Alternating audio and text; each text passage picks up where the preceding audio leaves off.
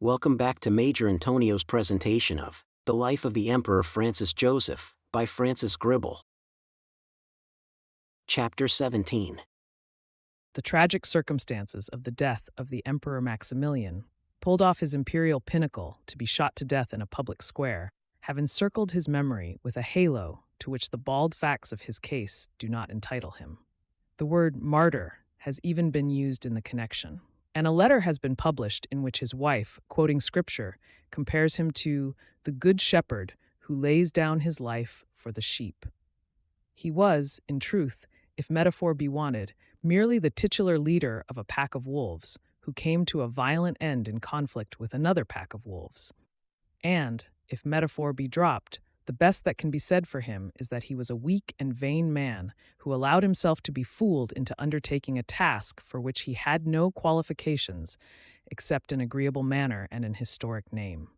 If an ornamental emperor had been all that Mexico wanted, Maximilian might have filled the post and shone in it. But he was grossly unfit, both intellectually and temperamentally, to be an emperor of any other kind. He seems to have felt that, and to have tried to turn back before even setting his hand to the plow. But various considerations impelled him to the hopeless enterprise. He was jealous of Francis Joseph, who had snubbed him in Italy and made his position in Austria unpleasant. His wife, the Archduchess Charlotte, daughter of the King of the Belgians, was ambitious and urged him on. Napoleon and the Mexican exiles of the clerical party flattered him, and he allowed himself to be made their tool. He did not understand that Napoleon himself had only interfered in Mexico as the tool of unscrupulous cosmopolitan financiers, notably the notorious Baron Jecker, who had bribed de Morny, and was now chiefly anxious to build a golden bridge over which he could withdraw from an untenable position. We have met Maximilian already as Francis Joseph's viceroy in Lombardy and Venetia.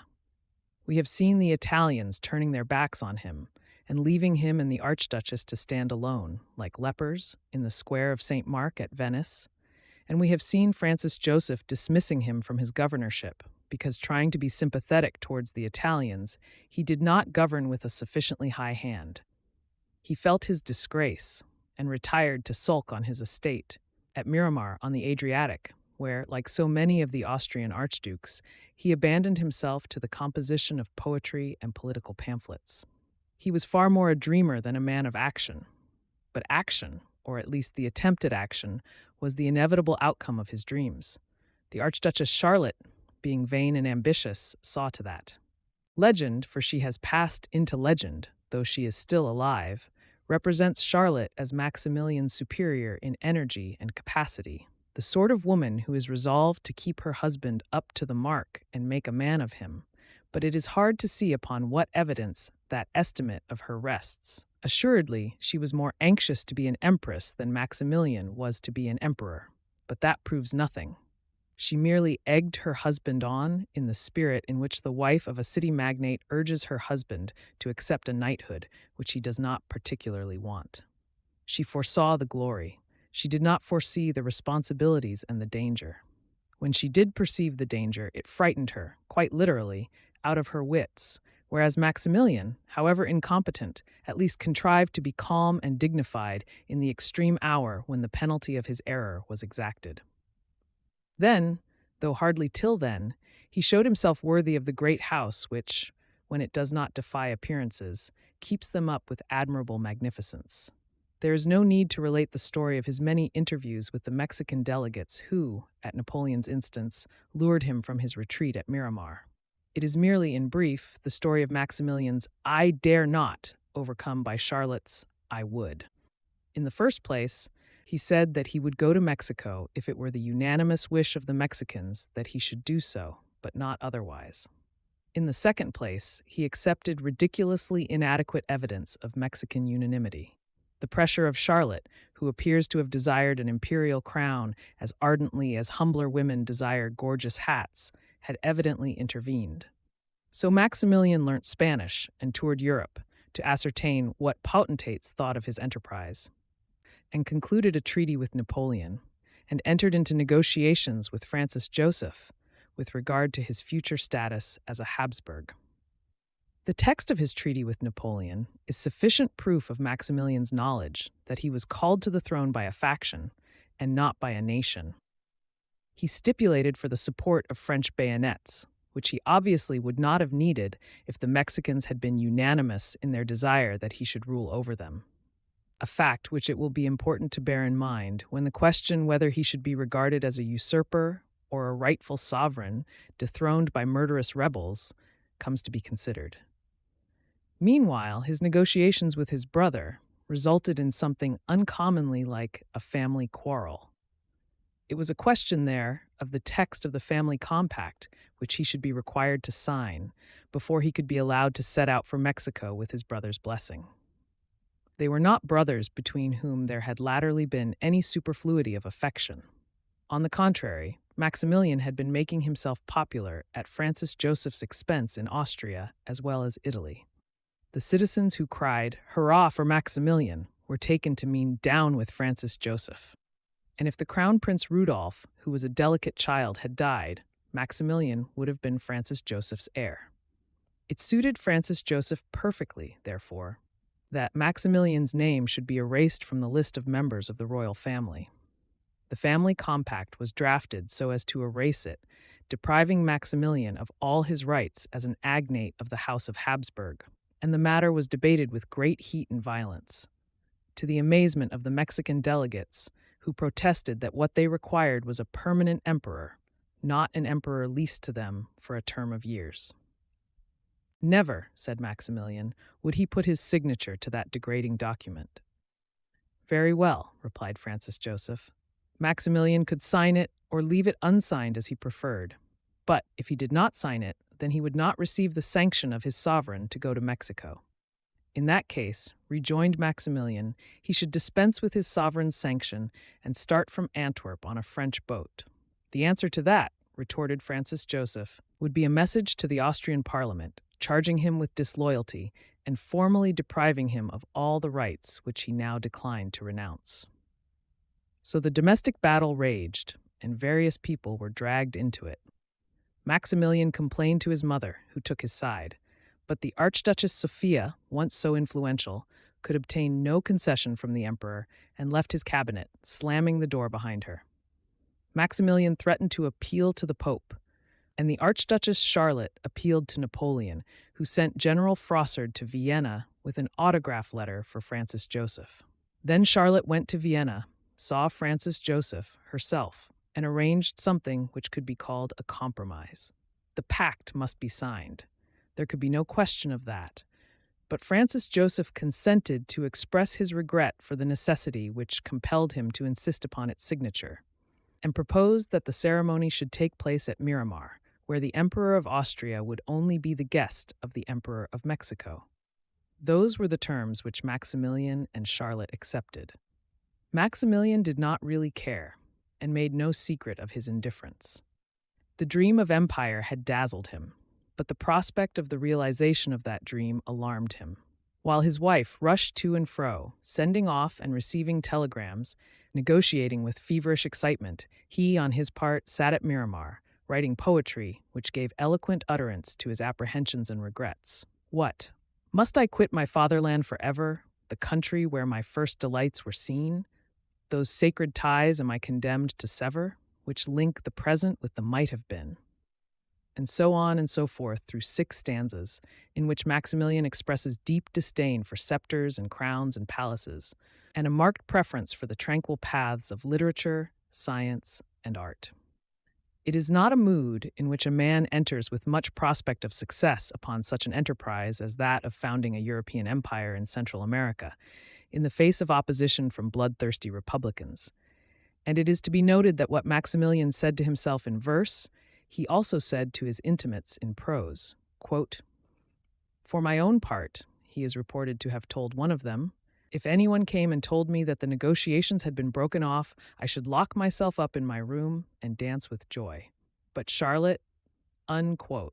It is his admission that he was accepting the empire, as men profess to accept knighthoods, for his wife's sake rather than his own. Charlotte had made up her mind that the imperial crown would suit her, and she meant to wear it. She stirred Maximilian up, if not to enthusiasm, at least to the point of saying, "The establishment of an empire in Mexico is an enterprise which may possibly fail, but the experiment is one worth trying." Unquote. So the die was cast, and Francis Joseph fulfilled his promise with the affability which distinguishes him when he has got his own way in essentials. He repaired to Miramar with archdukes, ministers, chancellors, vice-chancellors, chamberlains, vice-chamberlains, aides-de-camp, field marshals, governors, lieutenant governors, all the dramatis persona of ceremony. After the pact had been signed, the lunch was served, and then the two emperors parted in the dignified manner of emperors, neither embracing nor shaking hands, but merely exchanging military salutes, albeit, it is said, with the red eyes of men who found it difficult to pay their tribute to appearances, and whose hearts harbored dark forebodings. Maximilian's heart, at all events, harbored them. At the very time when the Mexican flag was flying from the topmost tower of Miramar, his emotions proved too much for him, and he broke down. His emotions prevented him from appearing at the lunch which he gave to his Mexican supporters, and the Empress had to preside at it in his place, while he paced moodily up and down an arbor in the remotest corner of the garden. A congratulatory telegram from Napoleon, which Charlotte brought to him, was the cause of a nervous explosion. "I forbid you to speak to me of Mexico," he snapped out, and the date of his departure had to be postponed, to give him time to recover his composure. Even so, he wept as the coast of Austria sank out of sight, first weeping in public on the deck, and then retiring to his cabin to weep unobserved. Assuredly, Maximilian had his full share, if not more than his full share, of that neurosis which the Habsburgs inherit. And so, in the first instance, to Rome, where Pius IX bestowed a benediction on his enterprise. A benediction which has an ominous ring in the ears of those who read it in the light of subsequent events. Quote, "Behold the Lamb of God, who taketh away the sins of the world. It is through him that kings reign and govern. It is through him that kings do justice. And if he sometimes permits kings to pass through sore trials, he is the source of their power. I recommend to you in his name the happiness of the Catholic peoples who are confided to you. Great are the rights of peoples, and they should be satisfied. But greater and far more sacred are the rights of the Church, the immaculate bride of Jesus Christ who has redeemed us with his precious blood." Unquote. An exhortation, it will be observed, to Maximilian to go to Mexico as the elect, not of the nation, but of the clericals. Those clericals whose prevailing principle of conduct was that money ought to be taken away from laymen and given to clergymen, who had introduced ridiculous laws to the effect that no one must work on a Sunday without the permission of a priest, and that, when the host was carried through the streets, everyone must kneel, and remain kneeling until the clerical procession was out of sight, and the tinkling of the clerical bell could no longer be heard. A prediction, further, that the clerical policy which the Pope pressed upon the emperor might get the emperor into trouble, so that Maximilian went to his mission with shaky nerves, and in the spirit of a missionary who fears that his cross will prove too heavy for him. Charlotte, it seems, kept up his spirits during the voyage. She was going to be an empress. That was enough for her. She knew nothing about Mexico, except that El Dorado lay thereabouts, nothing of the imperial status, except that it was outwardly splendid. She believed the people who told her that she was going to lie in a bed of roses in a gold mine. The things to which she looked forward were the banquets, the levées, the drawing rooms, and the court balls. Her talk, and Maximilian's talk also when she launched him on the subject, was of rules of precedence, the creation of new orders of nobility, and new and lucrative offices for the benefit of personal friends. In short, as Emmanuel Domenech puts it in his History of Mexico, one saw renewed on the Novara the story of the Frenchman who, having decided to open up trade with the Redskins of North America, stocked his shop with ostrich feathers, the most delicate linen of Belfast, and a number of costly porcelain tea services. But the reality was widely different from the dreams, and disillusion followed quickly. Maximilian, like Charlotte, was puffed up with pride. He was even proud at Charlotte's expense, and told her that, now that he was an emperor, it would be unbecoming for her to enter his presence, without first asking permission unless he sent for her. But that regulation was of no service to him in the practical conduct of Mexican affairs. His actual business as an emperor consisted, and had to consist, in the waging of a civil war. So long as he had Bazaine and the French army of occupation to help him, he was able to wage his civil war successfully.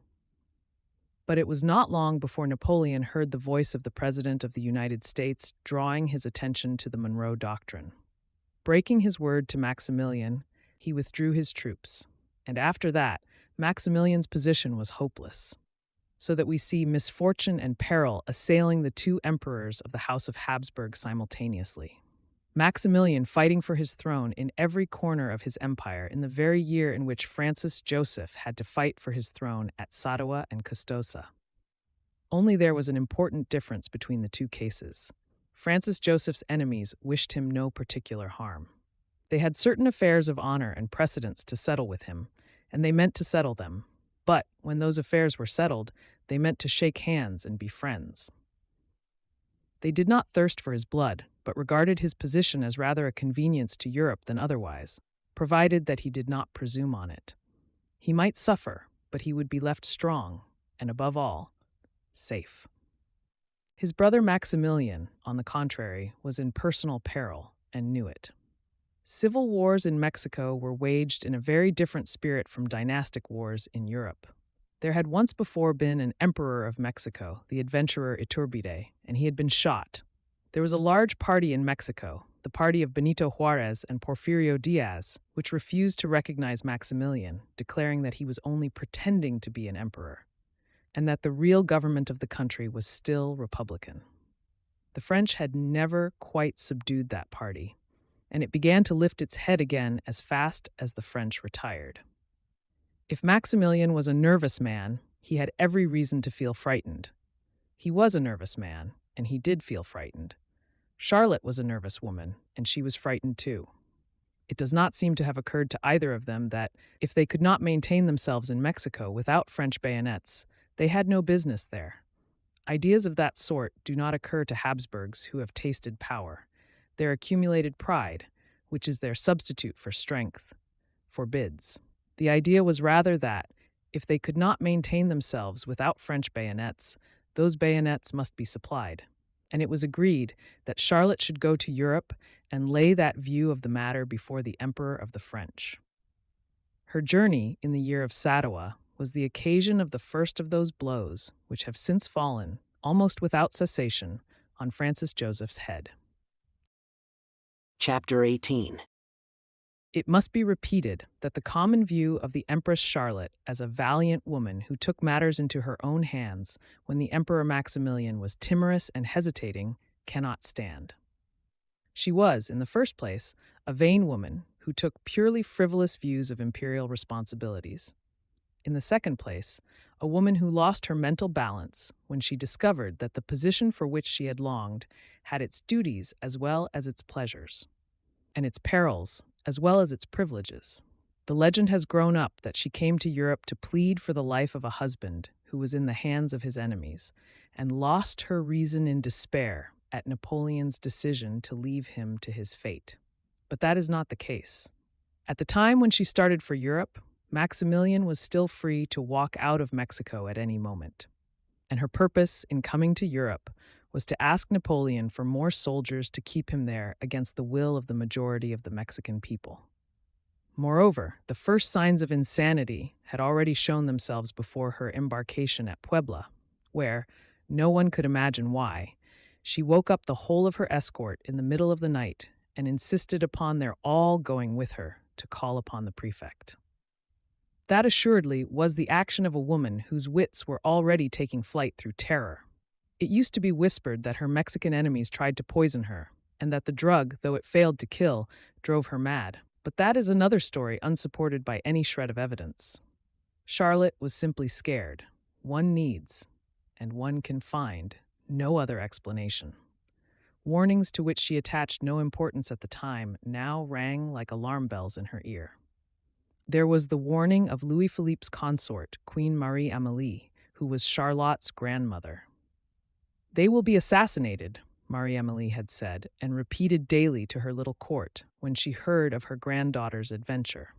There was the warning of the Archduchess Sophia. "Remember, my son," she had said to Maximilian, forgetting what she had previously said to the Emperor Ferdinand when bidding him farewell. "One does not descend from a throne except to mount a scaffold." Charlotte remembered these things, and remembered also the stories she had heard of the savage temper of the Mexicans, Indians and half-breeds who had no bowels of compassion, but were capable of torture as well as murder. Those memories, and the apprehensions roused by them, were so many haunting phantoms, and the news which Charlotte heard when she landed at Saint-Nazaire, and the circumstances of her reception at Paris, were like a further series of evil omens. At Saint-Nazaire, she was told of the catastrophe of Sadowa, and at Saint-Lazare she found no representative of the French court awaiting her on the platform, an omission not the less painful because it was due to a misunderstanding. There would have been no such misunderstanding if Napoleon had not been indifferent. An empress whose regard Napoleon valued would not have been left to drive to the Grand Hotel and ask for a bed in that great caravanserai. The Empress Eugénie, hearing of her arrival, hurried to see her at the Grand Hotel, and the two women cried together. General Castelnau, who was in attendance on the Empress, tells us that when she left Charlotte's apartment, her eyes were red. The interview with Napoleon himself followed, but, though he kissed Charlotte's hand with proper gallantry, he would do nothing for her. He was gentle but obstinate, as his mother, Queen Hortense, had always declared him to be. When Charlotte knelt at his feet, sobbing and supplicating, he was moved to kind words, but he would make no promises. The Mexican expedition, he pointed out, had become unpopular in France. It had already cost him too much money and too many men. He must get out of it, as he probably had always meant to do from the hour at which he had inveigled Maximilian and Charlotte into their false position. "Then we shall abdicate," said Charlotte, believing that this menace would intimidate the emperor. "Yes, I suppose you had better abdicate," was Napoleon's polite reply. That was all she could get out of him, and she got still less out of his ministers. One of these, indeed, begged her to grant him permission to retire, lest your Majesty's eloquence should induce me to make promises incompatible with my position as a cabinet minister. It was Maximilian's sentence of death if he still insisted upon obeying his mother's injunction, never to descend from his throne unless pulled off it to mount a scaffold. Charlotte, in full flight from her terror, hurried to her old home at Miramar, and Miramar was only a halting place on the road to Rome. What comfort she expected to find at Rome, it might be difficult to say. The Pope, so far as his temporal power went, was the mere creature of Napoleon, even more dependent on the support of Napoleon's bayonets than Maximilian himself. Perhaps Charlotte expected him to intercede with Napoleon. Perhaps she expected him to work a miracle. She was quite mad enough by this time to take the pastoral staff for a magician's wand. At Miramar, as at Puebla, her proceedings betokened irresponsible frivolity. She paused there to give a fete in celebration of the anniversary of Mexican independence. That independence for which the Mexicans were, at that very hour, fighting against her husband. She told the president of the Trieste Chamber of Commerce that Maximilian might, in the course of the next year, take a little trip to Europe, in which case he would not fail to pay a visit to Trieste.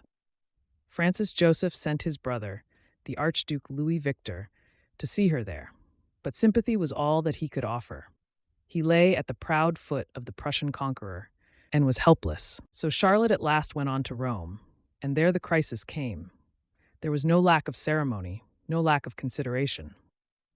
The Pope received her in a manner befitting her rank and went to her hotel to return her visit. She went to see him again, and then, in a Vatican antechamber, broke out into a violence of word and action which permitted of no doubt as to her mental state, though the attempt was made to mask the truth. The words mental alienation, wrote an official, have been pronounced. The truth is that the Empress is in a state of excitement which indicates serious nervous agitation, but does not preclude the exercise of her reasoning faculties. This excitement is specially remarked whenever Mexico and the Mexicans are mentioned in her presence.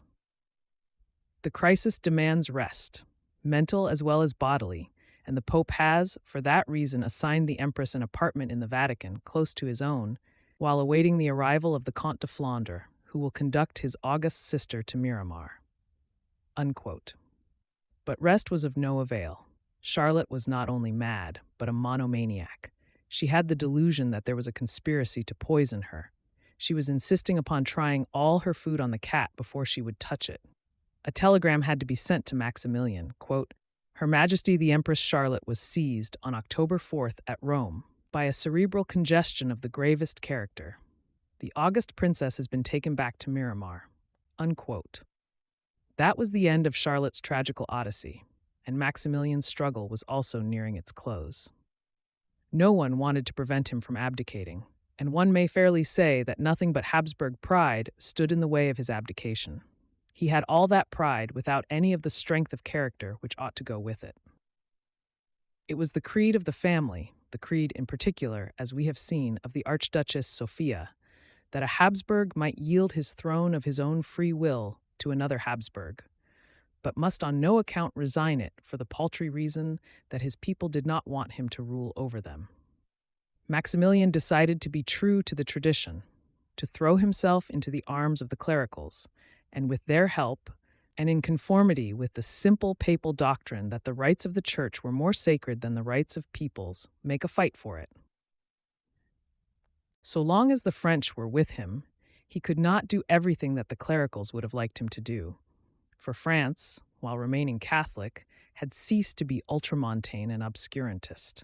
Now he could embrace them, and even restore the Inquisition if he chose, on the one condition that he defeated the Republicans. On the day of the departure of the French from the city of Mexico, he shut himself up in his palace, with all the blinds drawn, peeping out from behind the blinds to watch them march away, while remaining himself unseen. When the last of them had gone, he reopened the blinds and the windows, exclaiming dramatically, "Now at last I am free!" Free to do what? Free to give orders that, if Benito Juarez and certain other Republican leaders were caught in arms against him, a court-martial should sentence them to be shot, but not free to carry out his threat, for the order never reached General Miramon, to whom it was addressed, but fell into the hands of Juarez himself, to be produced against Maximilian at his own trial by court-martial. Free to march, with his clerical host, into Querétaro, but not free to get out again.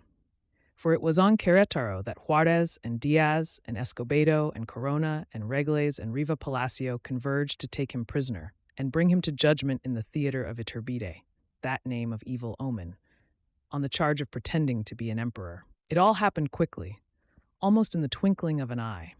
The date of the departure of the last French detachment was February 5th, 1867. And it was on the following day that Maximilian dispatched his letter instructing Miramon to condemn Juarez to death. On February 13th, he left the city of Mexico, and on February 17th, he entered Querétaro amid the acclamations of the clerical inhabitants. On February 26th, he decreed a forced loan and actually got the money. But on March 2nd, his enemies began to arrive. Roughly speaking, there were 40,000 Republicans against 7,000 Imperialists, and after sustaining a siege of rather more than 2 months' duration, Maximilian had to surrender in the early morning of May 15th. The news came to Europe. A Habsburg, the brother of the head of the House of Habsburg, was in the hands of Indians and half-breeds, who threatened to treat him as he himself had threatened to treat their leaders, under that notorious Black Decree which his own hand had signed. It was an urgent question for Francis Joseph what steps, if any, he should take in order to try to save his brother's life.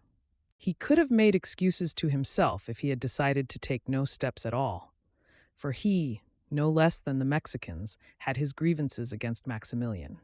At a time when Francis Joseph seemed to have been compromised by disaster, Maximilian had been cheered in the streets of Vienna.